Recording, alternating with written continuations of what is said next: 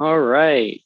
So welcome to the first live stream from CS Academy for CSEdWeek. My name is Elliot Haney. I am the content manager. So I manage all the courses that we offer. Do my helpers want to introduce themselves? Yeah, sure. Hi everyone. I'm Maggie. I am a senior studying computational biology at Carnegie Mellon University.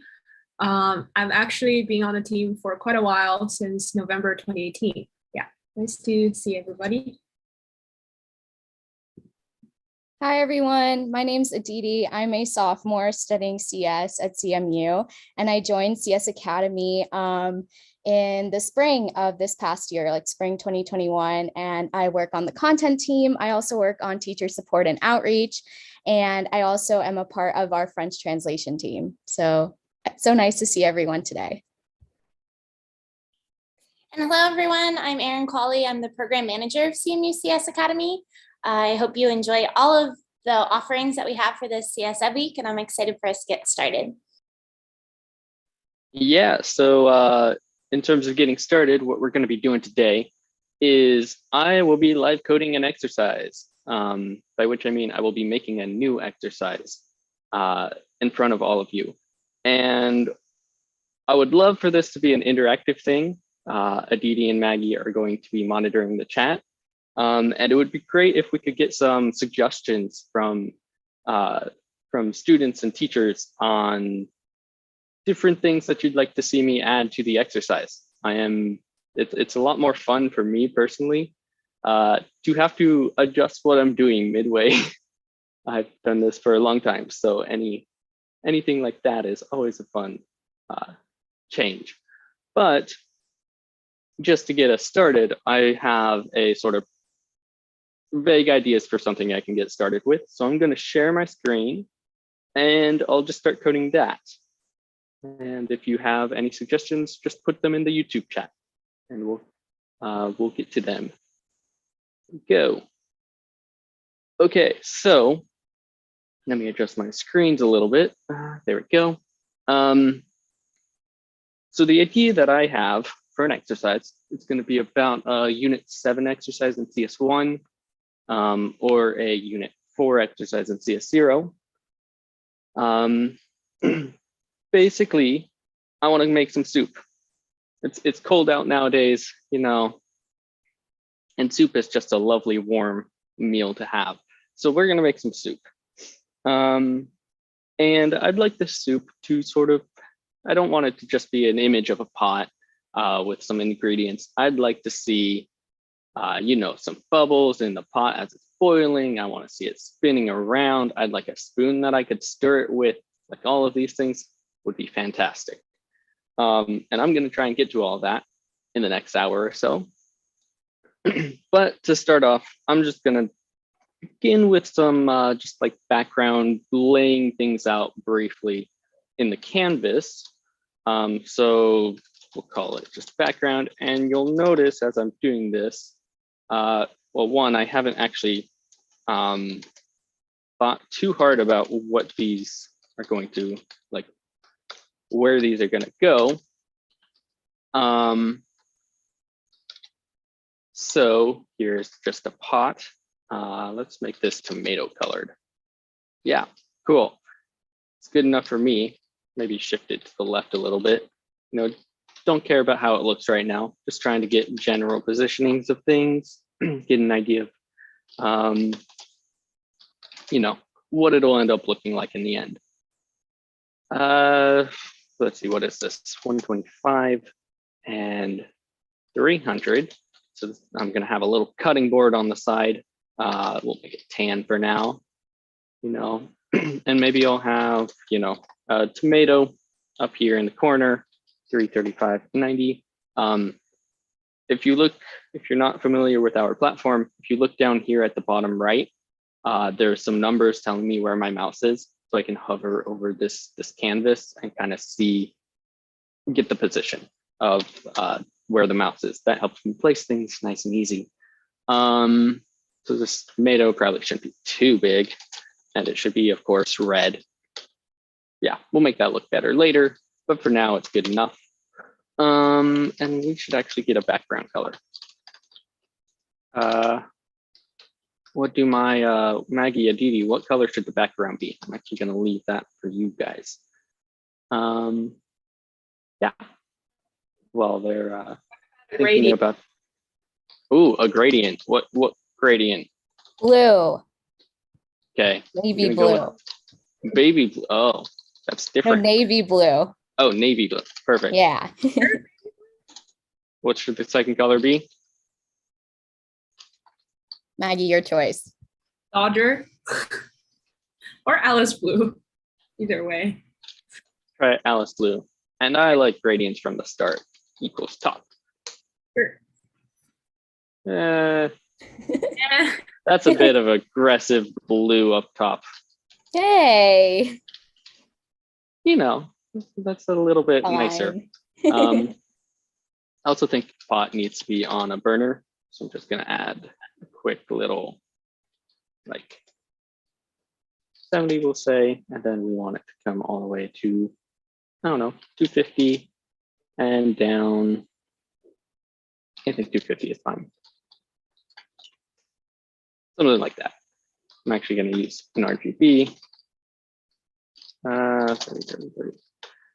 It's pretty close to the same thing, but not too close. Okay. So we have a couple things. So I kind of laid out vague ideas of where and what these will look like. But the core of this program is going to be more in the sort of animation of it all. So I'd like to sort of lay the foundations of that.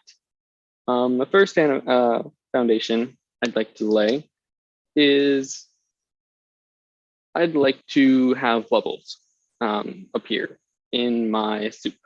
And so what I'm gonna do is an on step, which gets called a bunch of times a second. It just constantly gets called, meaning any code inside it is going to run a bunch. I am going to have two functions. I'm going to have try make bubble, and then I'm going to have a, what should it be called? Maybe like a pop bubble. We'll call them bubbles. And so what I'm gonna do here, I'm gonna have a group called bubbles. I'm gonna have try make bubbles. I'm just gonna pass, which does nothing, just makes it so that there's no bugs, no error messages. Okay, so I sort of have the outline. So in try make bubbles, I'm going to try and make a bubble. Imagine that. And a bubble is just gonna be something very simple. It's just going to be a circle. I'm going to put it in a group because that's convenient. But it's going to go at some random center X, center Y, so position, and then maybe 5 pixels big, and we'll make the fill equal salmon. We'll do salmon for now, and again, we'll address this as we need.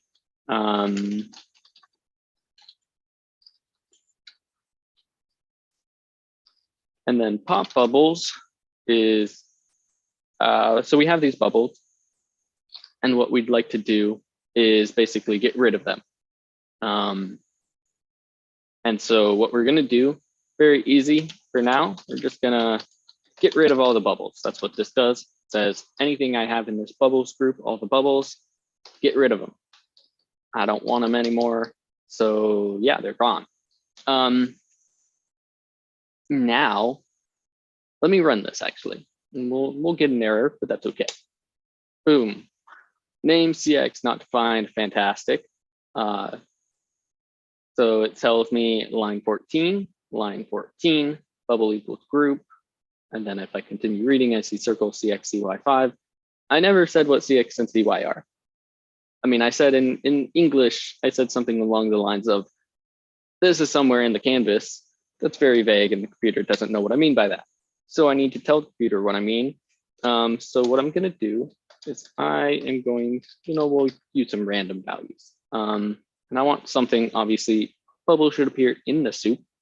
So So I'm going to try and get a random value in the soup. There are a couple of ways I could do this. And please, Maggie and Aditi, if there are comments or suggestions in the chat, do cut me off. But there are a couple of ways I could do this. I could either say, okay, this CXC, the center X position can be some random value sort of in this range, which if I get my error message out of the way, you can see is about, do like negative 70 or 70 to maybe 195. Right, and I could do the same thing for the CY, although it's probably a different set of values from sort of like this area, 135, down to 275. And now, nothing's happening. That's a shame. Just because I have a suspicion. This is probably hard to see. We're gonna make this black for now. Yeah, okay. And it's still not appearing. Now, why might this be? This is how you know I didn't prepare too far ahead, because I wanted to actually try and solve this myself in person. Do something between. I think Maggie, go ahead. Oh, it was like try to do something between making bubbles and popping them. Yeah, that's probably a good idea. I would agree. So just to sort of point it out a little bit more, what I'm doing here is I'm saying a bunch of times a second, I should make a bubble, which I do, make this bubble, and then I should immediately remove that bubble. So nothing actually happens in the canvas.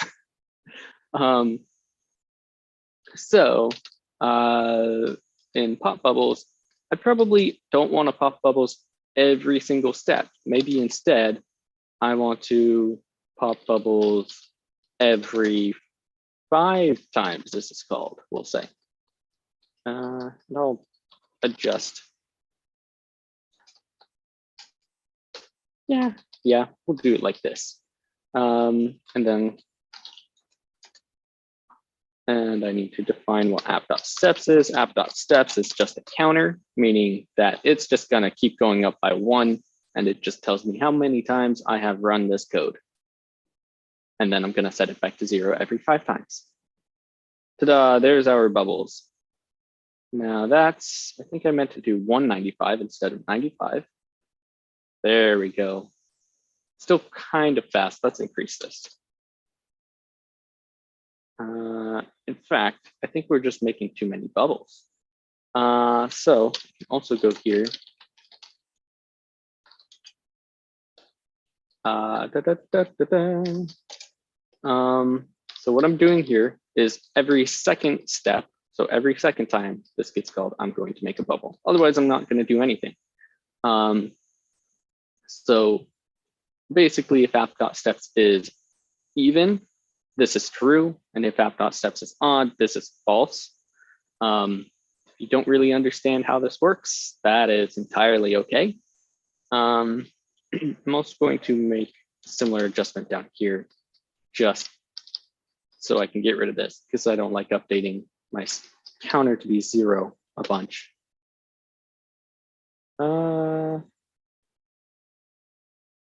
Yeah, I'm not a huge fan of that, but it'll do. Let's see what happens if I use the original color. Did it? It's okay. All right, we'll leave that for now. So now we did a bunch of work. We made bubbles. Now I'm going to temporarily remove those bubbles because it is code that I don't care about. I am now focused on making things spin in the pot. Basically, let me stir it and let it spin. And if I have bubbles going at the same time, it's just more complex than I need it to be, because I really only care about the spinning. I don't care about the bubbles right now. So I'm getting rid of that code, by which I mean I'm commenting it out so it doesn't ever run. And now, so let me add a comment up here actually to say, we'll just call it manage the bubbles. And if I come down here and give myself a little space, I will say Spin the soup. You know what? That's good enough for me. And we'll just call it spin soup because I can't think of a better name off the top of my head. Sometimes you just got to go with the first thing that pops in your head, and just hope that you have a better idea later. Okay, so here, this is a sort of interesting question. How can we make an object spin around in this soup? Because it's not as easy as moving something sideways. And to sort of make that point, I am going to real quick just get rid of, I'll get rid of everything. Oh, this needs to be defined though. Yeah, so if I have an empty canvas and I add a rectangle, I'll call it circle. Circles are easier to write. 200, 200, 5, no, 10. And then I want to move this circle. All I have to do is I take the name, and I say move the center X position, so horizontal, and I want to add to that value, we'll say 5. This can move somewhat fast. And there it goes. If I get rid of this line of code, it doesn't move, right? If I have it, it does move, because what I'm doing is I'm saying move the center, move its position, add 5 to it, and adding 5, move something to the right. So you see bottom right, I have down here, I have X is 200. Now, if I move my mouse to the right a little bit, X is getting bigger.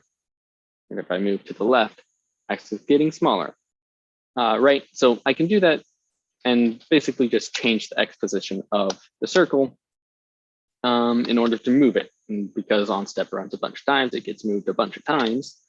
And that sort of simulates motion.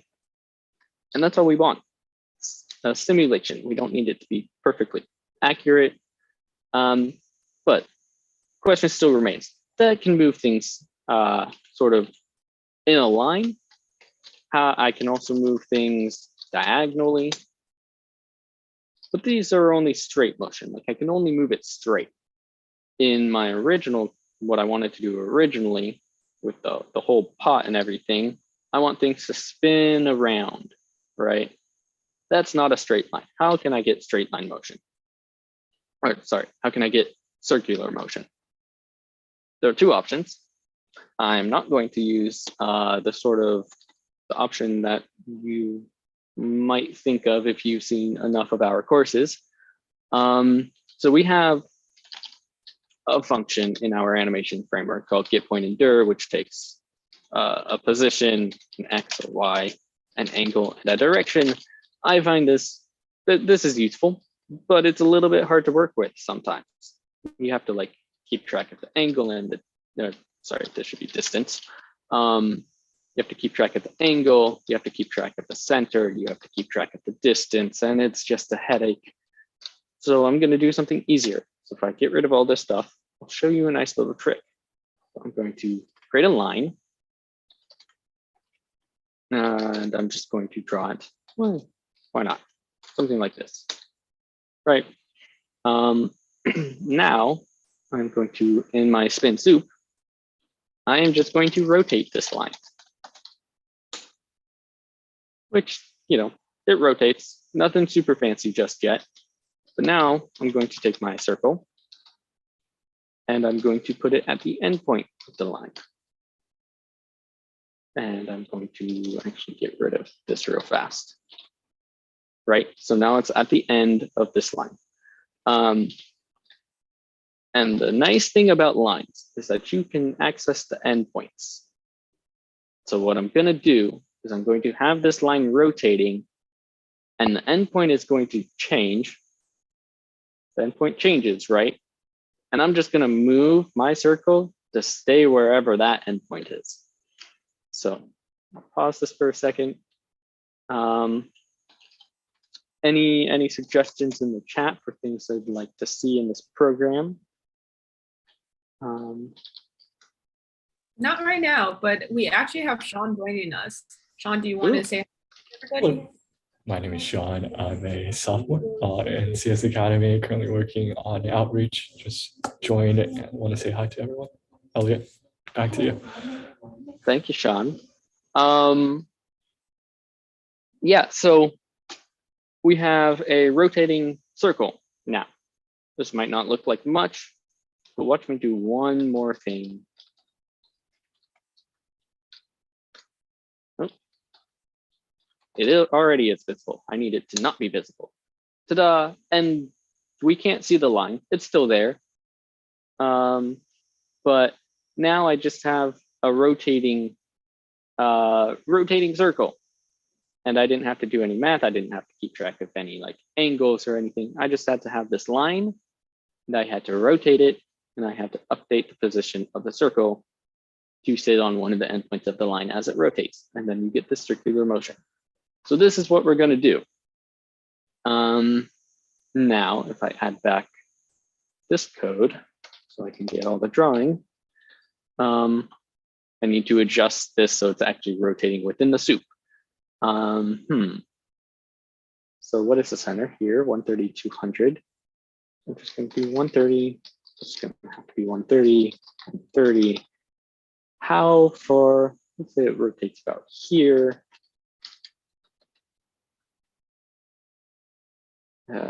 Math is hard. 265. That's the one I wanted.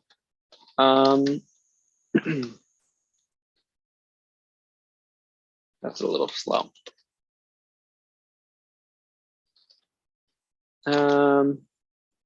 What's something that sits in soup? Especially something that looks like tomato soup. Everything is, oops. Everything is red. I don't like the fact that it's all red.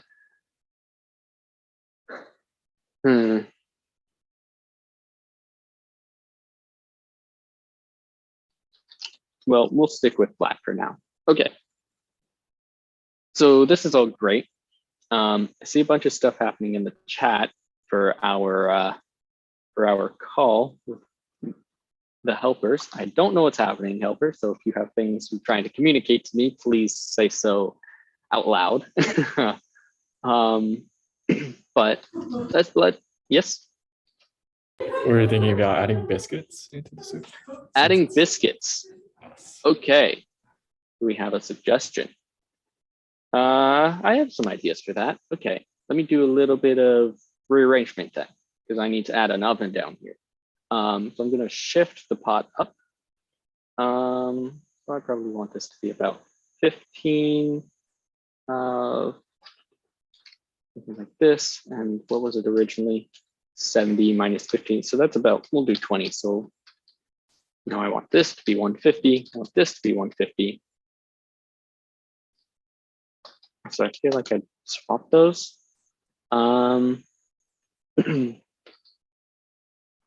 Yeah, and then I have to go and adjust where these are drawn. Ooh, there is a comment in the chat, kind of similar to what Sean was suggesting from Mr. Lawrence. Thanks so much for commenting.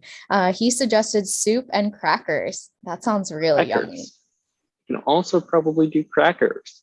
Let's see. And then the last thing, we get sort of set up this oven situation. Okay, yeah. So now I've just shifted everything up so that down here, I'm gonna have a little oven. And just to kind of set up the drawing, gonna be about 5 and 285, you know.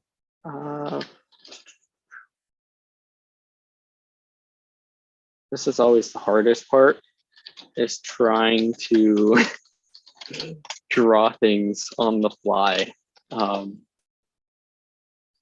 because numbers are hard. And what is this? This would be 80. Right. I need to change the color. Here we go. That doesn't look good, but it'll do for now. And we need like a little rack in there as well. So Do like a line down here. 18, 345. On this side, 238. Why not? 345, and it'll be like a dim gray, which you can't see because this rectangle is on top. Okay, there we go. There's our fantastic oven. It looks amazing. Okay. So now let's just take a second and sort of think about where we're at. We have bubbles. They don't look great, but they exist. We have soup, spinning soup, but currently all we have is a single rotating black circle. I think I'd like to be able to like click on the tomato and add tomatoes. So what I'm gonna do is, so this is this circle. I'm gonna give it a name. It is now called tomato. And I am going to go here, and when I click on it, mouse X, this is mouse X, mouse Y, is if I click the mouse, that's the position of where I clicked. And basically what I'm gonna say is, did I click on the tomato? If tomato dot contains the place I clicked, if that is true, then I'm going to add tomato. Yeah, we'll just do random location for now. So def add tomato. I need to get a random location in the pot, which, hey, I have this code that does this. Now, I could do this a couple of ways. I could copy and paste this down here, like so. It's not the best code. I could also say get random soup position, which does this for me. And then send this back to whatever it calls it. Then we do this. This way, I don't have the same code in two different locations, which is always good, because if I decide I want to change the location of the pot, I'd have to change these numbers everywhere I use it. But now I just change it here, which is good. I need a new tomato, which needs to be approved. Well, we'll just make it start. Well, yeah, we'll make it approved. CXCY, make it a little bigger than the bubbles, and we'll make it. I'm gonna change the soup color. I'm gonna make this red. I want the soup color to be a little bit less.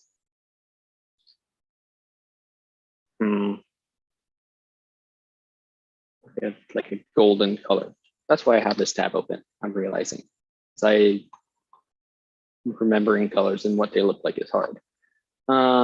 Peach puff. That's a reddish sort of color. That's not red. Oops. Yeah, sure. Copied the thing I wasn't planning on copying, but it works. So we're going to use it. Okay. So I have a new tomato. Now, for anything which is in the pot, which is going to be spinning, I need a line, just like this line, so that I can rotate the line and move the new tomato. So I need to create a new tomato line, new tomato dot line. What this basically is doing is saying, I have this tomato, I'm going to store a new line, which it's going to basically use to rotate. And I'm going to basically do 130 CY, and then 130. Well, now I have to get another point on the opposite side of the center, which is going to be, where's the center? It is 150. So I'm just going to do this.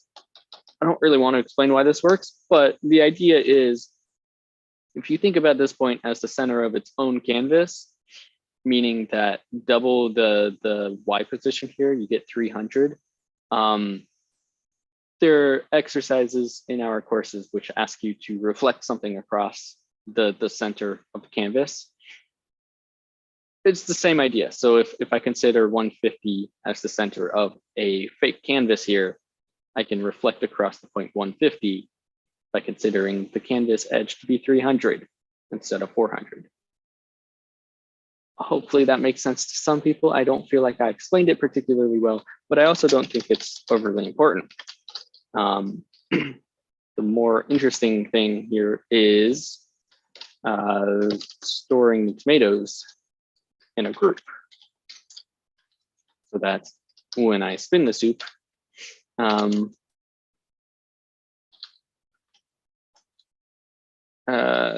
call it tomatoes, I guess.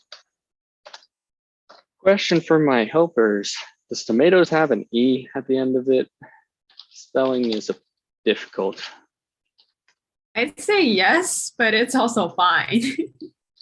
I agree. I think it has an S, or it has an E. Now it does. New tomato. I'm just gonna add a random value, which basically says how fast it spins in the pot.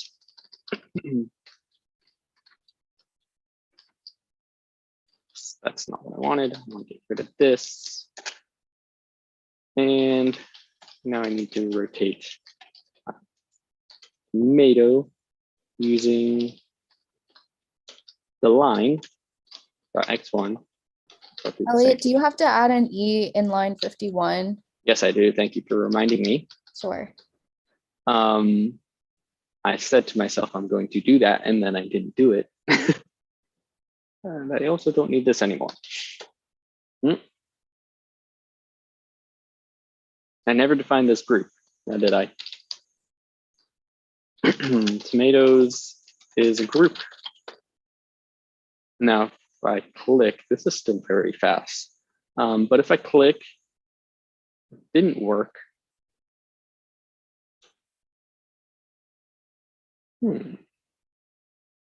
New tomato. It's not defined on line 50. On line 50, because I called it soup item. See, actually reading the error message over here and figuring out what line it says it's on is super helpful, because I was originally looking over here. It's not where the error was.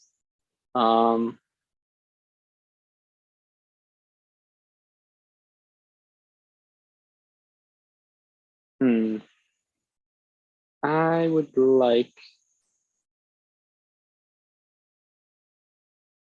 a different CY. I don't think it gets out to the outer edges, because basically I have a little box here where I can get my a new position in the soup. What I'm going to do instead of that, I'm going to do the sort of more complicated sort of getting a random position in a circle, which is I'm going to get an angle, and range, so just angle between 0 and 360, so anywhere in a circle. And then I am going to get a random distance, which is going to be somewhere in the radius, within the radius of the soup, which is 95. So it's gotta be, make it minimum 95, minimum 5, maximum 95. English is hard along with math. And now I'm going to use this point endure function that I mentioned earlier. I'm going to say the center of the pot is at 130, 150. I'm going to look in the direction, the angle that I gave, the direction I want. And I'm going to get the new point, which is this random distance that I just got. So starting at the center of the pot, which let me do this. And also, yeah, so starting at the center of the pot, I'm just going to pick a random direction. That's what the angle here is, random direction. And the distance is how far do I go in that direction. So if my direction is this way, and I go maybe like 30 pixels, I'll end up about here-ish, I think, somewhere in here, right? And then that will make sure that I stay within the circle and I can actually reach the entire thing. Because otherwise I would be stuck within this little box and I wouldn't get to like areas over in these sectors. So now if I click,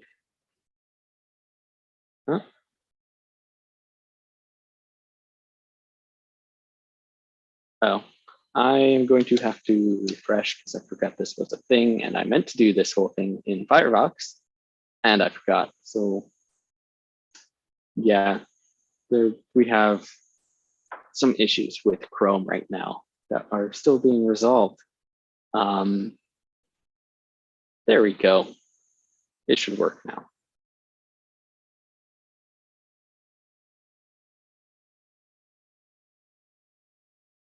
Yay, tomatoes. Okay. I also have my bubbles. Let's see how we're doing on time. 25-ish minutes.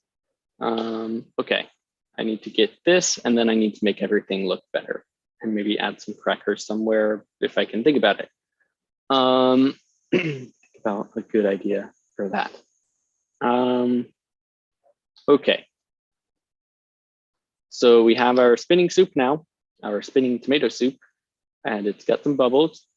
We have this empty oven right now. And what I'm going to do for the empty oven is I am going to rise bread. That feels like incorrect English. If you let bread rise, I think that's right. So basically what I'm going to do is I'm going to add some biscuits. And these biscuits, the idea is I'll have a handful of them. Let me just add one right now. Circle, no, oval. I'm just gonna add it like right here. 53, 45, we'll say, and maybe 30 fill is tan. Sure, why not? Oops. Okay, so I have a biscuit. We'll fix that in a second, but it'll do. And when I rise my bread, when I let my biscuits rise, I am going to loop over my biscuits group. So for biscuit in biscuits, biscuits, spelling. And I'm just going to increase the biscuit height until it reaches a certain size, which will probably be 30. Why do I always want to spell it wrong?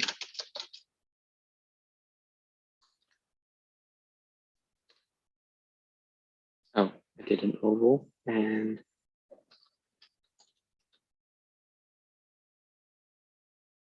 done. It's done. Okay. So,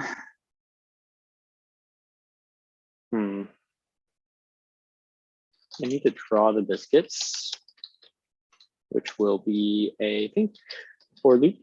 How many do I want? 1, 2, 3, 4, 5. We'll do 5. So I'm just going to run this code 5 times.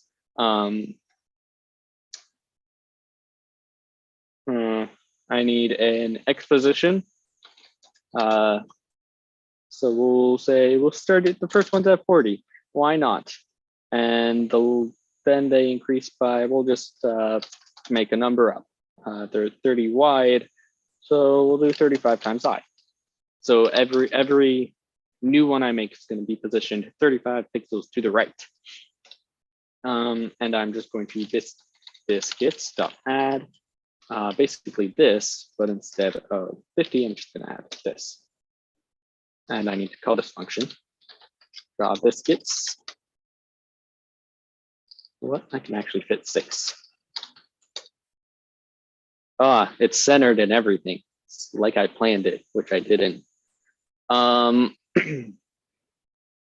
Okay, now I think,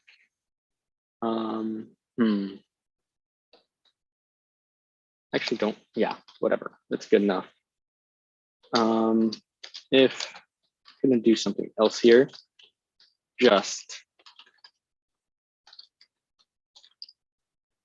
I want a little light to go on if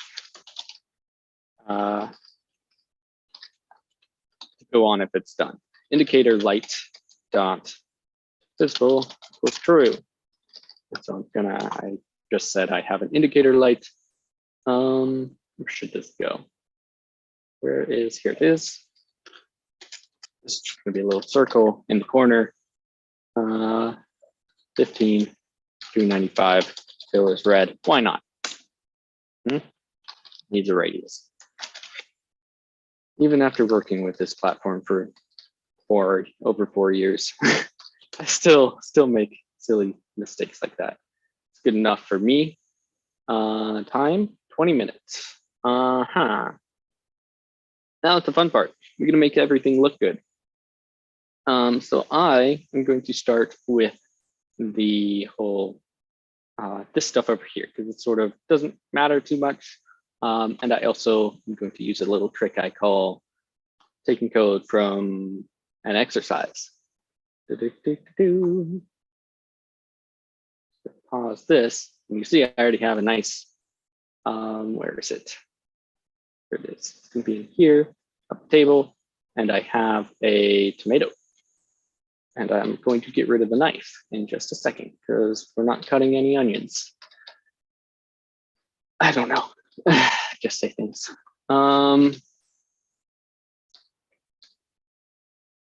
And I need to adjust a little positions. Okay, so the way this code works is I have a rectangle like I already have right here. Just copy this up here. Okay, this does the tomato, draws a tomato. And I don't know what this is for. We'll find out in a second. And then, so if I go back, you'll notice this has a very nice like cutting board, sort of, I don't know what this is, grains, wood grains, I guess. And the way I did this, or we did this, I suppose, is drew a bunch of lines down with just random opacities. If it has a high opacity, like say one of these, 25, then that color is used a lot. And if it has a low opacity like this one, which has 0, it's lighter because, yeah. So I'm drawing a bunch of lines down that are either light or dark, depending on how big the opacity is. Wait, this is not the tomato. What am I talking about? This is the tomato. And I'll have to do a little bit of rearranging in a second, but this needs to be 275 plus I times 4, big math. This is 125 pixels wide.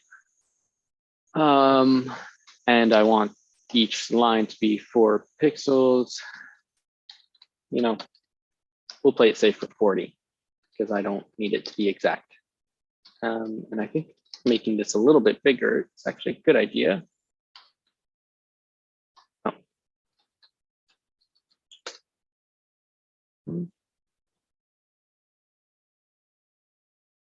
Math real quick. Here it is. And this tomato is a little big. Let's make it smaller. Make it about 80, and this can be 35. And I don't need this anymore. Right, so now if I click the tomato, nothing happened. What could we have done? I don't know, maybe we got rid of our tomato just now. We need to name this new tomato so that it actually notices when we click on it. Even though we know it's tomato, the code is not that smart. We need to tell it it is a tomato. I got rid of all the spinny code for now. Cool. So now we have this nice looking cutting board. Talking is hard. Elliot, we should also add in the crackers that a teacher had suggested from earlier. Yep, I think that's a good idea. I've been trying to think about where is a good place to put that, and I think I have an idea now. Yeah, okay. I'm just going to rearrange, add some comments here, basically. Stove top and oven.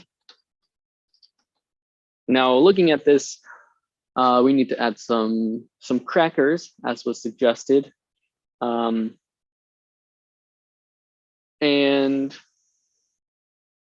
I'm still going through some different options for what we could do. I actually like a different option from the one I was just about to suggest. So my idea is we have this empty space down in the bottom right. We're going to add some crackers here. And just like the tomato, when you click on the crackers, we're going to throw some crackers in the soup.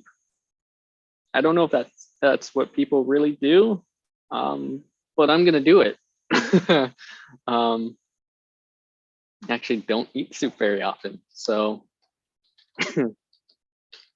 crackers is going to be its own group. And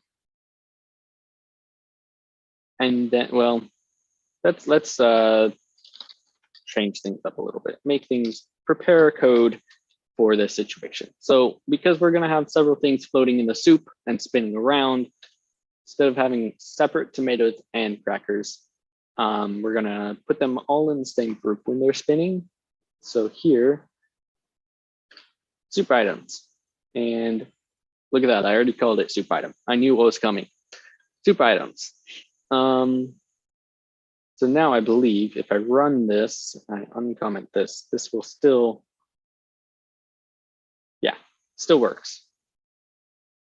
Okay, need to draw some crackers really quick down here, and I need to add them to, let's do the adding code real quick, because it's pretty much the same thing as, thank you, add cracker. Yeah, same thing as the tomato, right? But instead of using tomato, I just rename it cracker. Similarly, I need to use all the same code, which, you know, maybe copy and paste is frowned upon sometimes. But it can be useful if you, sorry, trying to figure out how to restructure the code a little bit to actually do what I want it to do.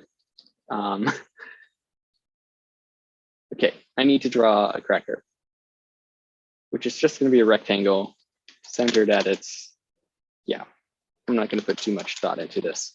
And we'll color it. So the problem is the soup is like a biscuity color.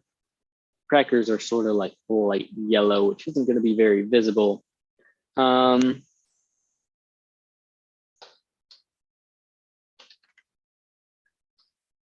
Color it dark brown,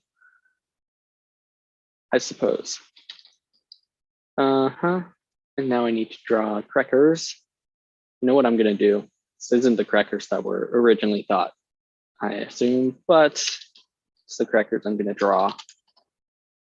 Oh, one more thing, sorry. I knew there was something else I needed to do here. I need to align it to center. So because of the coloring issue of like not being able to see like a saltine cracker or something along those lines, I'm going to make graham crackers.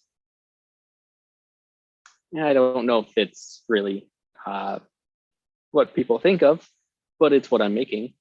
And I'm just going to sort of position graham cracker here. I need to get this out of the way so I can see my mouse position down here. 325, come on, 325, 300.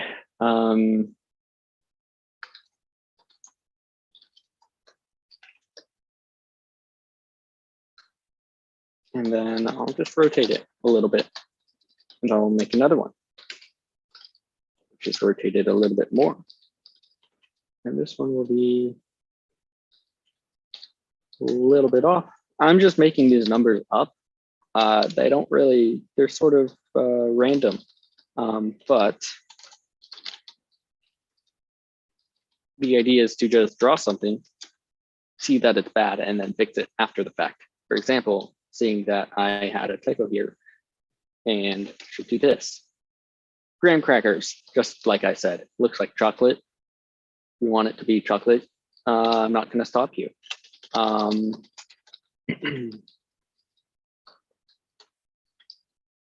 There we go.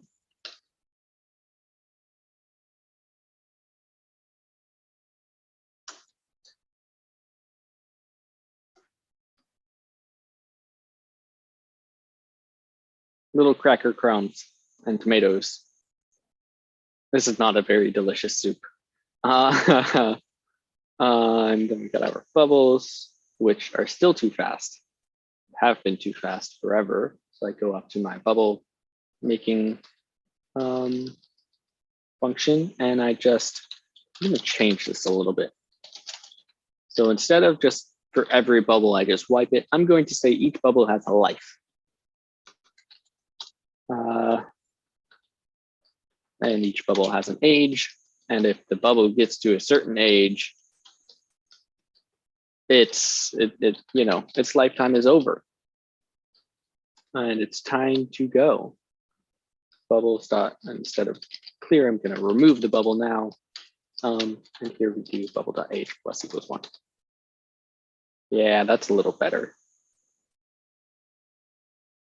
I think I want to adjust this. Distance is a little too far.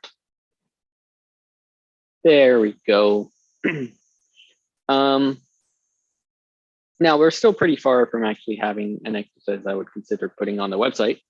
But starting to see sort of some stuff taking shape. We have our crackers, we have our tomatoes, we have our biscuits, which most of this needs visual changes. But those are generally the last things that I change in my programs because they're just unnecessary for the most part up until you're ready to actually use it. You don't actually need everything to look nice and pretty. So I prefer to get sort of functionality working at a basic level. It's not going to be perfect, but at least get things working. Do one thing at a time, right? Did the making the bubbles first, then we got rid of that, and then we did the spinning the soup, and then we got rid of that. Then we did the rising the bread. One bit by one bit. So in the last couple minutes here, I shall. It's good use of time. Are there any questions or anything from the chat or the helpers? Do you have any questions yourselves? I think one of the questions we have is like, usually, Elliot, how do you come up with ideas for exercise? Things like that. Yeah, that's a good question. I have a couple techniques I like to use. Number one is actually like, normally I'm writing an exercise for a very specific section in a course. So for example, I might be writing something for Unit 7, section 3, which is for loops, and then the first exercise set, which is on looping over groups. And so I'll have an idea of like, okay, I need to use this, and this needs to be sort of a central thing in this program. So I need to kind of think about how it makes sense for that topic to be used in a central manner. And that generally pops out a couple ideas because some things are just better suited for that. And if I think enough about it, and I've been doing this long enough where like first a lot of CS1 and CS0 topics, I just know off the top of my head what the best, like what sort of a list of ideas I could do. But I mean, it comes down to sort of, I have a lot of experience and just thinking deeply about the topics I want to write an exercise for. This was sort of a hodgepodge idea for somewhere in the Unit 7, Unit 8 range. I wasn't too concerned about where exactly it fell. So there are a bunch of ideas sort of thrown in here that normally I wouldn't do for an exercise. Also, inspiration from just like looking around your desk is underrated, and writing ideas down that are terrible is also very much underrated. Like you come up with a lot of ideas and 99.9% of them are terrible, but you're just going to keep coming up with those same terrible ideas unless you write them down. So if you write them down, you get them out of your head, you can forget about them and come up with new ideas. That's also very helpful. Yeah. Awesome. Thanks, Elliot. Another thing that I thought might be fun for you to share for some of our teachers is some of the things that you've done for our team's Zoom meetings, since a lot of schools are still doing a little bit of virtual work. I thought it might be fun if you talk a little bit about some of the fun ways that you've made that a little bit more engaging for us. Sure, I guess I should share my screen again. I thought I was off the hook. Okay, I'm just real quick gonna save this. Soup. Okay, so we have a weekly meeting for our project where we have a couple things that we do every week. One of those is a student update. So a random student is selected and they basically tell us what they've been up to that week.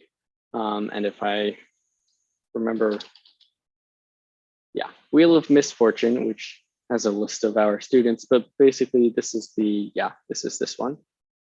So this is the simple version of this, where this is sort of an exercise in Unit 8, Unit 10. I don't know why I said 8, that I took and adjusted to, hooray, Gavin, right? Like, this is a little boring, so I upped the ante a little bit. In future versions of this has like a whole like music and amps things up a little bit, which I won't get into here. It's a little much. But the other thing we do is we have a weekly champion for who helps our teachers the most that week. So this week, the champion was displayed in, basically I just run this animation and let it do the talking for me because I like sitting back and not having to do that. But yeah, so this week Xiaohan won and I made this little animation to sort of display the winner. And I've done this in the past. Yeah, every week this semester I've made a little animation. So anything which, all of these are the little animations I've made. This is like an escape room. This is this was for like Halloween, right? It's a little witch's brewing pot, which eventually Stephanie won that week. Ta-da, right? Like I've been just doing fun little things like this semester to spice things up a little bit. Awesome. Yeah. Thank you so much, Elliot. With that, I think we can kind of wrap up our live coding session for today. Thank you all for attending and Elliot for running this session. Anybody looking for more opportunities during CSEdWeek, please check out our Twitter. We have a list of all of the times that we're doing these live coding events, and the recordings of these live events will be available on YouTube as well afterwards if the timing doesn't work out for your class time. Yeah, so that's it, and happy coding. Bye.